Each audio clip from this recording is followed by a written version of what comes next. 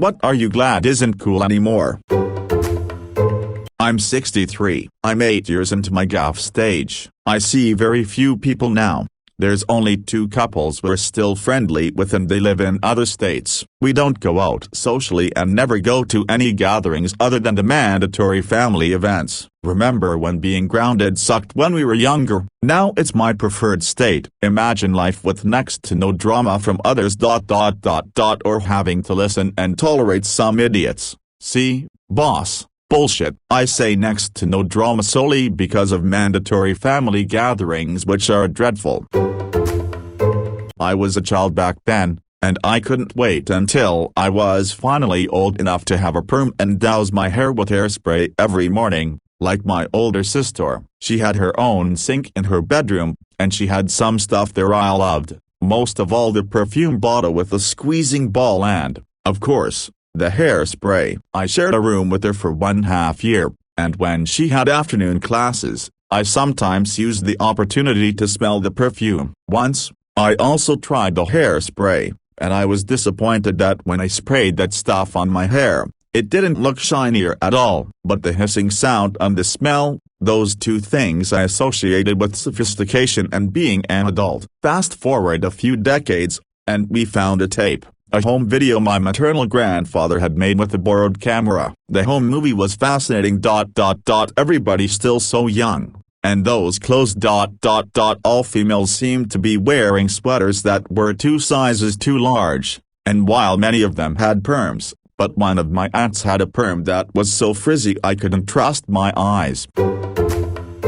I remember that mustaches, bacon, and llamas everything were the big things when I was in high school. The homeschool kids at my church latched onto that crap and their whole personalities revolved around being quirky and liking those things. They haven't changed, but at least they keep it contained within the families they started at 19 after 1 year at Bible college.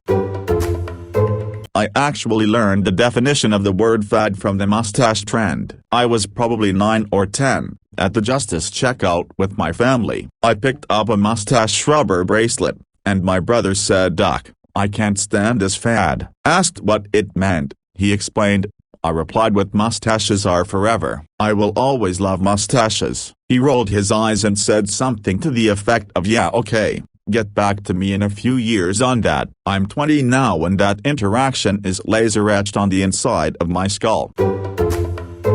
I'm rewatching The Wire and I just finished the part where Detective Herrick is sitting in the car down in the projects and one of the corner boys walks past with his hat sideways. Herrick yells out the window, "Hey, where do you all get those hats with the bills facing to the side?" "I can only find the ones with the bill facing forward." Kid responds without even second guessing what he just got asked. "Nah, man, they the same hat. You just turn them to the side." Fucking lost it. So good. The scene.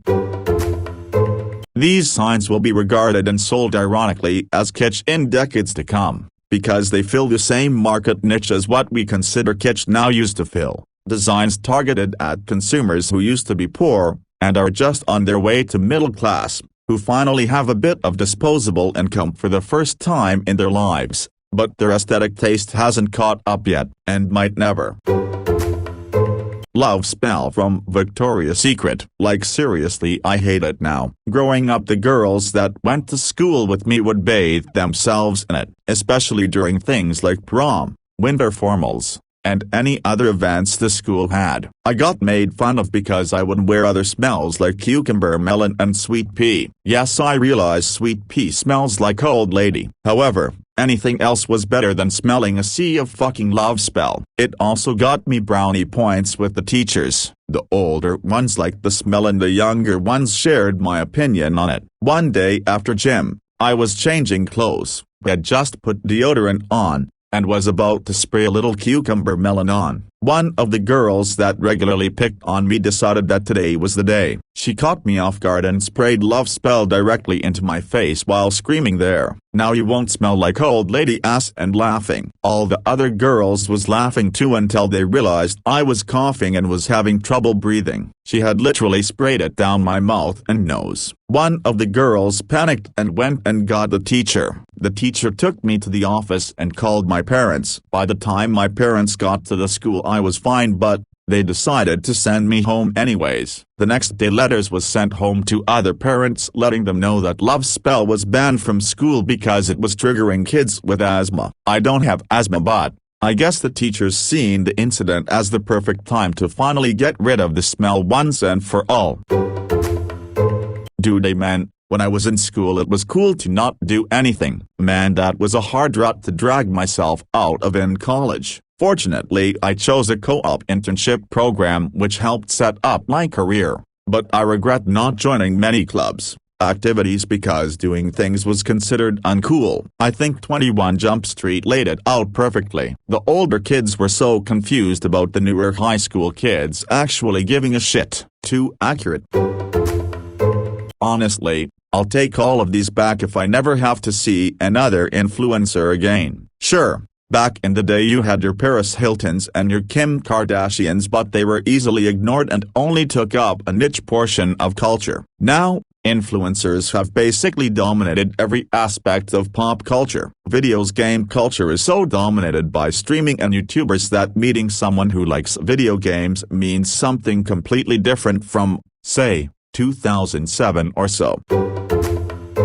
To be fair to the Flintstones, it wasn't a children's program. It was a primetime animated satirical sitcom, geared for all audiences. It was light years ahead of its time, as it's essentially a prototype for The Simpsons, and every show that followed after that. Smoking was such a norm in the 60s, when the show was in production, that it would have been a little weird to have an all non-smoking cast. Additionally, the 60s were a transitional point in TV advertising. The prior norm, carried over from radio, was for a single company to financially sponsor a program, in exchange for having their name or product featured in some way, and some creative control over the program. The new norm was to sell advertising blocks in between segments of a program, like in a newspaper, but this wasn't the standard until about the mid-60s. So while it's weird today, a cigarette brand, any product really, being product placed was pretty normal in 1960. Subtly varied wildly. The Flintstones association with children's programming came in the 70s and 80s, long after production ended, when TV networks stuck it in the morning cartoon lineup because it's an animated show and those are for kids. I remember back in the 7th grade, one of my classes had a guest and she was having us do various exercises to get us used to feeling dumb in front of others. She had a group of girls at the front and told them to audibly imitate things you could find at a park. What made this exercise so memorable was that not only did she call them out for not sounding exactly like what they were trying to imitate, but she completely blew us off when we told her that the last girl in the group was mute. The guest tried so hard to get her to speak that the girl collapsed into a weeping ball right where she stood. So where was the teacher in all of this? We had to go get her because she fucked off to do something else. Introvert with RBF here. Raised by evangelical Christians. As if I didn't get enough shit at school, Sundays I had to hear how I wasn't filled with the Holy Spirit. Saturday should have been a respite, but my grandmother lived with us, and couldn't understand that I just liked to be alone with the door shut sometimes. She always came in to ask if I was grumpy, and if I'm not grumpy, why did I have my door shut, and why do I want to by myself? It must be because I'm grumpy. Cue me getting upset, and you can fill in the rest. Girlfriend's brother was one of these kids. Intervention got him out of his shell and became troublesome in class. Eventually there was an intervention to address his disruptive behavior, and as her father tells it, her mother literally said in a parent-teacher conference, "You people wanted him out of his shell, he's your problem, you deal with it." I can only imagine the party they had when he left. Yeah, I hear that. When I went to school, this was the local education trend to turn as much as possible into group work, and instead of typical lines of desks were arranged in rectangular groups of 8, like little boardroom desks. It was like the whole curriculum was designed by 100% extrovert person who considered introversion a character flaw that needed to be fixed. Extroversion was considering far superior to introversion. I imagine and hope that has now changed somewhat. It was a popular theme or punchline in comedy for several generations, but during the time that Jenks became the primary consumer demographic for entertainment, marriage became less of a rite of passage into society and more of a personal decision, and at the same time, divorce became less of a stigma because it had been increasing since the 50s. You can actually thank the boomers for paving the way on that one. When you had the option to get out of a bad marriage if you wanted to, I hate my wife became less relatable. As a fellow child of the 90s who has worked in schools as an adult, it has been very refreshing to see the change in culture when it comes to things like who is popular and how bullying is viewed. Everything's not perfect, obviously, and there are other areas where my era had it way better, but it seems like the kids who are popular these days are the kids who are generally just well-adjusted people who are easy to get along with. The mean girl, asshole jock types are not tolerated the way they used to be. Yup, I graduated high school 10 years ago and even then popular kids were basically extremely likable social butterflies who would hang out with absolutely anyone, even the dweebs, but also had athletic and academic ability going for them. Kids weren't really bullied per se. If they really were weird and didn't fit and they would be just ignored and left alone by most kids. It was jarring to see how much this had differed from what parents and older relatives had been expecting me to see. Bullies are more unaccountable than ever, and use social media to bully people into killing themselves. Back in the 90s you could just beat the fuck out of a bully a couple of times in the school parking lot and they'd get the message. Being super passive-aggressive when you bully people doesn't make it not bullying, and shitting on people for telling you off for it is not justice. I had a house staged, starting from empty, to try and sell it a couple of years ago, and the person doing our staging brought in all these little kitschy accoutrements and stuff, and the one that I still find hilarious was this framed piece of burlap or faux burlap that just was chicken, picture of a chicken, 100% premium. It was one of those things that probably set a tone if you didn't look too hard at it, but read totally gawky and stupid if you stopped to consider it. Edit, found a photo on a listing site. I forgot about the horrible typography and misplaced percent sign, too.